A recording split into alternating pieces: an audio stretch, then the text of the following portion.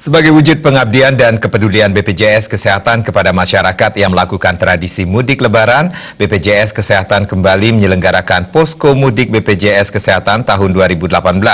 Kegiatan tersebut dilaksanakan secara serentak mulai 9 hingga 14 Juni 2018 di 8 titik padat pemudik.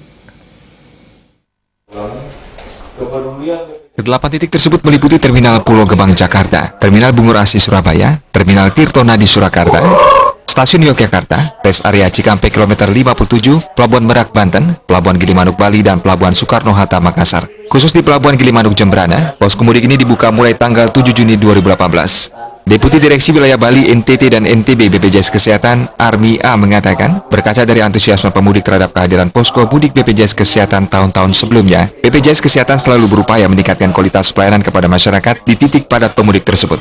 Seluruh pelayanan dan fasilitas di posko mudik BPJS Kesehatan ini bisa diperoleh secara gratis, sehingga pemudik tak perlu sungkan memanfaatkan keberadaannya. Dalam kegiatan tersebut terdapat dokter, para medis, ambulans, dan petugas BPJS Kesehatan yang siap memberikan pelayanan bagi para pemudik yang membutuhkan konsultasi kesehatan, fasilitas relaksasi atau istirahat, pemeriksaan kesehatan sederhana, obat-obatan, tindakan sederhana yang bersifat darurat atau emergensi, dan pemberian rujukan bila mana sangat diperlukan, serta sosialisasi kepada masyarakat.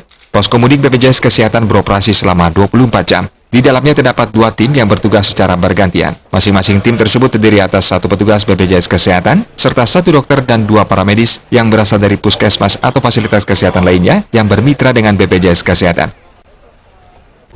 Ya, seperti yang kita sampaikan tadi, di posko ini sebagai tempat mengecek kesehatan para pemudik, ya pemudik khususnya yang peserta BPJS Kesehatan, ya. Beliau atau mereka bisa mampir kemari, bisa beristirahat, bisa ngecek tekanan darahnya, bisa ngecek kadar gulanya, bisa refleksi pijat, bisa relaksasi. Kemudian kalau memang butuh dirujuk, akan kita rujuk ke rumah sakit, ya, lebih khusus menangani kalau memang ada penyakit yang harus ditangani secara serius, dan juga tersedia obat-obatan di posko ini. Asisten 3 Pemkab Jembrana dengan Ledang menyambut baik langkah BPJS Kesehatan. Mendukung kelancaran pemudik, Pemkab Jembrana juga menyediakan fasilitas pendukung posko lebaran yang terdapat di beberapa titik. Nah, Pemda Jembrana siap mendukung apa yang sudah dilakukan oleh BPJS, dan pemerintah Kabupaten Jembrana juga sudah mempersiapkan armada ambulan dari ujung Pengeraguan sampai Gilimanuk.